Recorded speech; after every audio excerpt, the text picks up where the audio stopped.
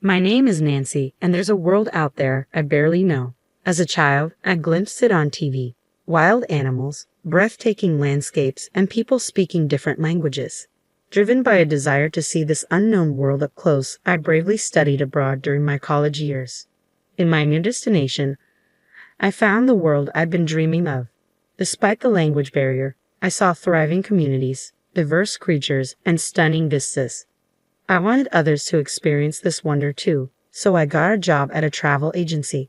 I was in charge of tour planning, leveraging my study abroad experiences to handle everything from site inspections to negotiations.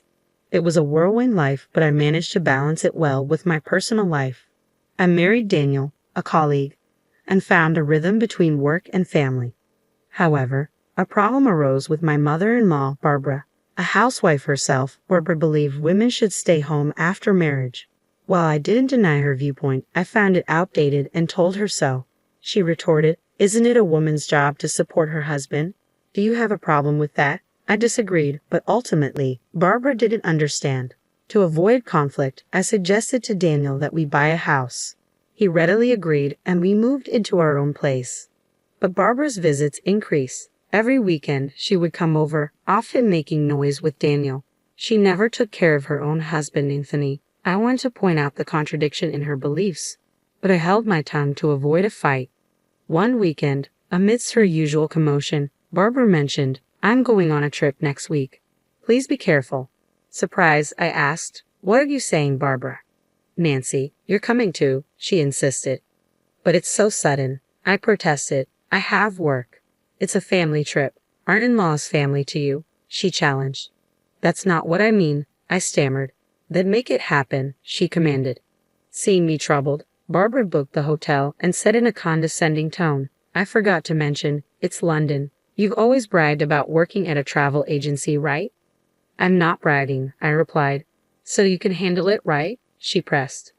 Reluctantly, I agreed to the trip to London. When I studied abroad, I made many contacts. It might be difficult for other countries or regions, but I thought I could manage London. "Okay, I'll try. I have the plane tickets, so just book the hotel." "Ah, you booked the flight, but not the hotel?" I asked. Barbara grinned. "I got the tickets. I exchanged my card miles for first-class tickets."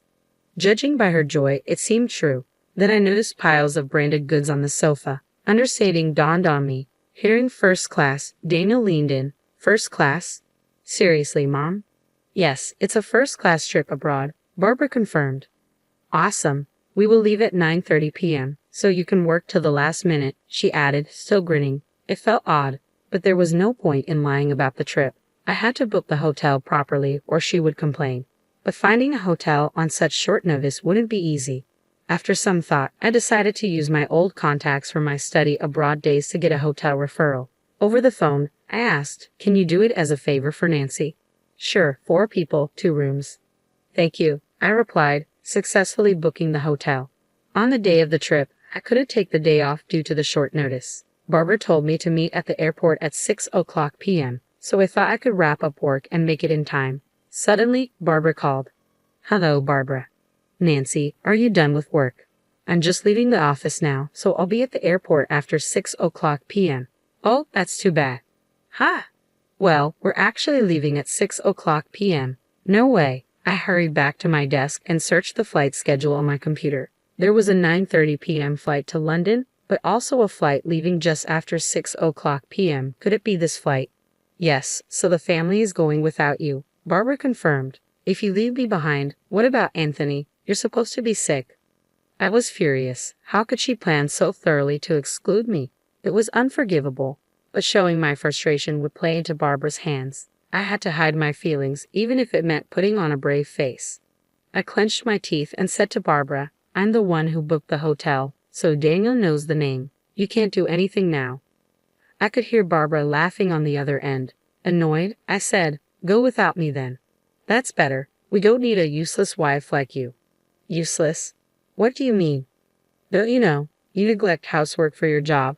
Daniel is complaining." True, I was busy with work, but I had never slacked off on housework. Why would Daniel complain?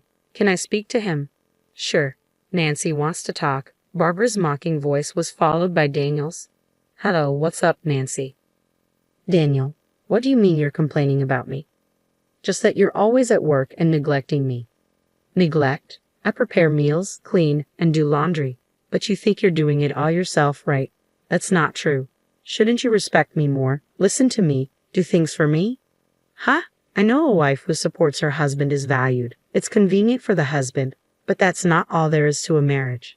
I never badmouth you in public. I always praise you. But when it's just the two of us, we need to speak our minds. Otherwise, our relationship will fall apart, and I'll become nothing but a servant to you. Daniel kept complaining. So you think you can act all high and mighty because you earn more? Not at all. Anyway, that annoys me, and you're leaving me behind for that. Yeah, consider it stress relief. I'll bring you a souvenir, so don't worry. That's not the point. I was furious. Daniel was clearly taking me for granted. If that's how it is, I have my own plans. Fine, enjoy the trip. Will do. Daniel sounded happy as he hung up. I was livid. I couldn't stand the self-centered Daniel and Barbara. Enjoy your trip without me, but be prepared, even if you come back crying and apologizing. I won't forgive you. I rushed out of the office with my mobile phone. Hey, it's Nancy. Are you free? I need to talk about that hotel booking. With the trip canceled, I had plenty of time to settle everything. Determined, I ran around handling various tasks. The next evening, exhausted, I got home, and the phone rang. Hello. Nancy, what were you thinking? It was Barbara, sounding quite angry. I knew the reason but pretended not to. Barbara, are you enjoying the trip? This is no time for that. We can't check into the hotel. Did you make the reservation? I canceled it because I wasn't going. Huh? What? Then where are we supposed to stay tonight? I don't know. Barbara's angry voice came through, but since she was in London, her anger over the phone wasn't scary at all. That's tough, being abroad without a hotel. You never know what might happen. It's not the safest place, you know. Wait, help me, Barbara sounded panicked. Then a faint voice in the background said, There's a canceled room. Anthony's negotiating for us to stay there. It was Daniel. Is that true, Daniel? I asked. Looks like it'll be fine, he replied. You see, Nancy, Barbara's voice turned triumphant as if her earlier panic were a lie. Too bad for you. Your plan didn't work. Well, the room was available because... I cut her off. Enjoy your stay, Barbara. Then I hung up, feeling a strange sense of satisfaction despite everything. I canceled it, but this was all part of my plan. My real aim was something else. Glad there was a vacancy. Thought you'd be smug about canceling our hotel, didn't you? Barbara sneered. No, not really. Frustrated, aren't you? You can admit it if you're upset. I just canceled it because I wasn't going. Putting on a brave face. How pathetic. Typical of Daniel's useless wife. Barbara laughed loudly, then continued bragging about the amazing scenery and delicious food. Tired of listening, I quietly hung up the phone. She probably didn't even notice. I smiled a little at that thought. Anyway, just a few more days to endure. I braced myself and had dinner. A few days later, as I was heading to the station, Barbara called again. Hello. What's up, Nancy? What's going on now? Not again. What's wrong with this hotel? What are you talking about? Barbara explained. Thanks to Anthony's negotiation, they stayed in the room I canceled. They were supposed to stay for 4 days and check out today, but there was a problem. They were billed £8,000 by the hotel. So what's the issue? It's £2,000 per night, right? That's about $2,500 per night. Ridiculous. It's for 2 rooms, right? So about $1,200 per room. You told Daniel it was $300 per room per night. Yes, I did, so it should be $600 for 2 rooms. Why is it 4 times more? I was astonished. They stayed without even checking the room rates. Well, I anticipated this. I set it up accordingly. Barbara making a fuss on the phone must have been bothering others. I let out a small chuckle, enjoying the sweet taste of my small victory. I should calm her down. Hey, Nancy, you hear me? Barbara, can you be a bit quieter? Why did you lie? She's good at accusing others without reflecting on herself. Exasperated, I began to explain to Barbara. The $300 rate was because I made the reservation. Huh? So, because it was last minute, I asked a friend who runs a hotel. A friend of yours? Yes, their hotel offers rooms for around $600 for 2 people. Then why $11,200? That's the rate for a really nice room. My friend did me a favor. A favor. There were no other vacancies, so they arranged a nicer room. So, is this the regular price? Barbara sounded flustered. When I heard from Barbara, there was no time left for the trip, so I told my friend any available room would do. The only vacancy was an expensive suite. My friend kindly gave a discount. Barbara left me behind without asking, so I immediately told my friend the situation and got the room canceled. But I couldn't just leave Barbara and the others without a hotel, so I asked to accommodate them at the regular price if they came. I knew Barbara, having heard about the hotel from Daniel, wouldn't check the price, and I was right. Come on, you should have said that. Yelling won't help. Please make sure to pay. We're not paying. Nancy, you pay. But if you don't pay, you'll be arrested. Arrested? Of course. Troubles abroad can be messy. Are you okay with that? Barbara seemed at a loss for words. As I was about to hang up, thinking I had won, Barbara shouted, "Don't mess with me. You'll regret this when I get back." That's fine, but we're strangers now, right? Huh? Why? Well, you said it was a family trip. So since I'm not there, I'm not family, right? That's different. Before she could finish, Anthony's voice came from the phone. What's all this yelling about? Be quiet, it's embarrassing. Anthony seized the opportunity to intervene. I called out to him, and he noticed and responded, Nancy, are you okay? How's your cold?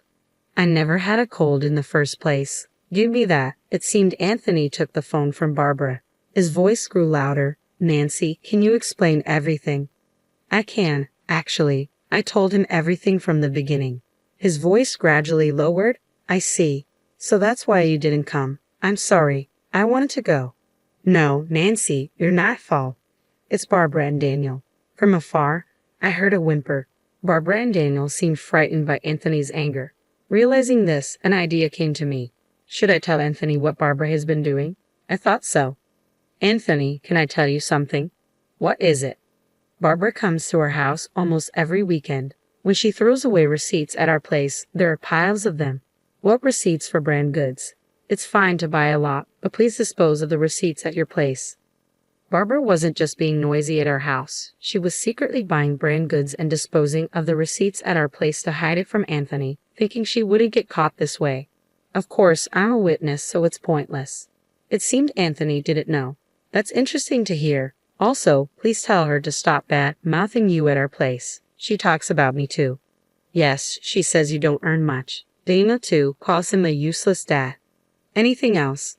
So, I spilled all my pent-up frustrations to Anthony. Of course, some of it wasn't directly related to Anthony, but he listened silently, and at the end, he apologized to me. I'm sorry. Now I understand. Understand what? Why Barbara didn't want to use her card to pay for the hotel. Probably because the cost was much higher than she expected, close to her credit limit. I'm sorry, that was Barbara's voice. Unforgivable, all your wasteful spending, Barbara. I want a divorce. Please don't do that. Anthony's shouting was followed by Barbara's pitiful voice. He also yelled at Daniel, Daniel, why don't you defend your wife? Well, that's Don't come to my house anymore. Reflect on this. Alone. Yes, sir. Daniel sounded unusually obedient. Probably, he thought being banished from his parents' house wasn't a big deal. That's when I struck the final blow. So, Daniel, looks like you're going to live alone now, huh? What do you mean? Suddenly, Daniel's voice got louder.